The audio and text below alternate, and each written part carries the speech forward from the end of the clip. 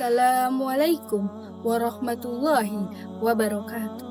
Alhamdulillahirabbil alamin wa bihi nasta'in ala umuri dunya waddin wassalatu wassalamu ala asrofil anbiya'i wal mursalin wa ala alihi wa sahbihi ajmain amma ba'du.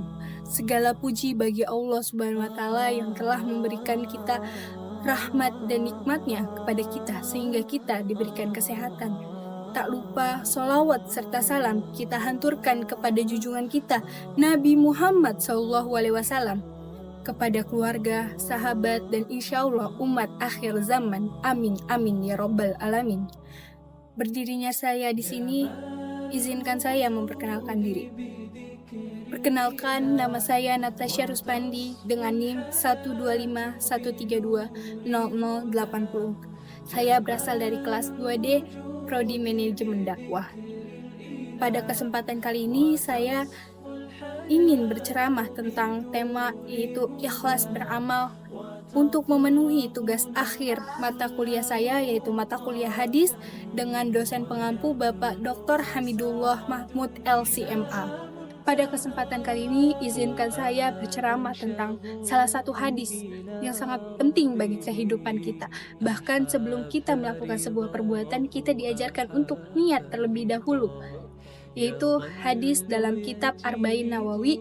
Hadis pertamanya yang berbunyi, An Amirul Mukminin Abi Habsin Umar bin Khattab radhiyallahu anhu qala sami'tu Rasulullah sallallahu alaihi wasallam yaqulu innamal a'malu binniyat wa innamal likulli imri'in ma nawa faman kanat hijratuhu ila Allahi wa rasuli fa hijratuhu ila Allahi wa rasuli faman kanat hijratuhu lidunya yusibuha aw imra'atin yankihuha fa hijratuhu ila ma hajarah ilaihi rawahul Bukhari wa Muslim.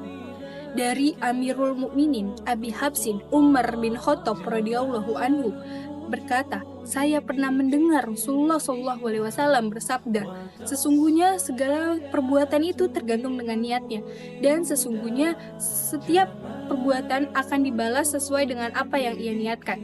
Siapa yang hijrahnya ingin mengharapkan ridha Allah dan Rasulnya, maka hijrahnya kepada Allah dan Rasulnya. Siapa yang hijrahnya hanya menginginkan dunia yang layak dan ingin wanita yang dia cintai, maka hijrahnya kepada apa yang ia niatkan. Riwayat Bukhari dan Muslim. Dari hadis tersebut kita dapat memahami bagaimana niat kita atau perbuatan kita dilakukan berdasarkan niat yang ingin kita jalankan. Jadi niat itu bukan cuman dari lisan aja, tetapi niat itu dari hal-hal yang ada di dalam hati kita. Bagaimana kita melakukan hal tersebut dan alasan apa kita melakukan hal tersebut. Contohnya, ada dua orang yang bersedekah. Orang pertama bersedekah karena mengharapkan ridho Allah tanpa mengharapkan apapun dari manusia. Itu menjadi suatu nilai ibadah bagi dirinya. Dan satu orang yang lain pun bersedekah tetapi hanya ingin dilihat oleh manusia, ingin dipuji oleh manusia, ingin dibilang dermawan oleh manusia. Maka niat itu menjadi nilai yang berbeda di mata sang kita. Dalam hadis ini, kita diajarkan juga tentang ikhlas. Ikhlas itu adalah suatu perbuatan yang tulus karena Allah Subhanahu wa taala.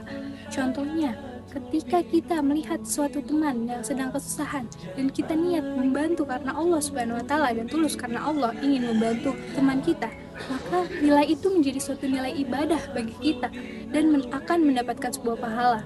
Tapi kalau misalnya niat kita hanya untuk diberi pujian oleh orang lain atau dianggap baik oleh orang lain, maka niat kita yang harus diperbaiki. Teman-teman yang insya Allah dirahmati oleh Allah Subhanahu wa taala, hadis ini sangat penting dalam kehidupan sehari-hari.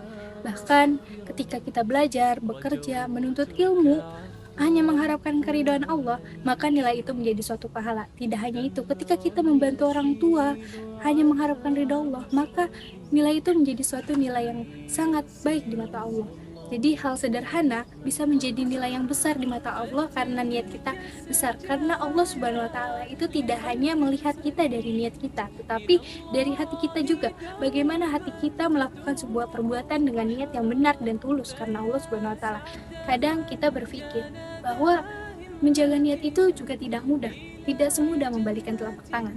Tapi Allah Subhanahu wa taala juga mengingatkan kita bagaimana sih pentingnya niat dalam melakukan sebuah perbuatan. Jadi kita lebih banyak mengevaluasi diri dan memperbaiki diri. Apakah niat kita karena Allah Subhanahu wa taala atau hanya ingin mengharapkan pujian dari manusia? Karena Allah Subhanahu wa taala melihat kita dari hati kita, tidak hanya dari perbuatan kita saja. Niat adalah menjadi suatu kunci bagi kita dalam melakukan segala sesuatu perbuatan. Niat itu menjadi suatu kunci atau sebagai fondasi utama dalam melakukan apa yang kita ingin kerjakan. Jadi tanpa niat kita hanya melakukan perbuatan yang sia-sia. Amalan yang kecil di mata kita itu akan bernilai besar di mata Sang Pencipta. Sebaliknya, jika kita melihat amalan yang besar tetapi nilainya akan berbeda di mata Sang Pencipta. Jadi semoga Allah menjadikan kita orang-orang yang memperbaiki niat dan memperbaiki akhlaknya, serta selalu menjadi orang-orang yang sabar dalam melakukan segala perbuatan dan ikhlas serta tulus kepada Allah Subhanahu wa taala.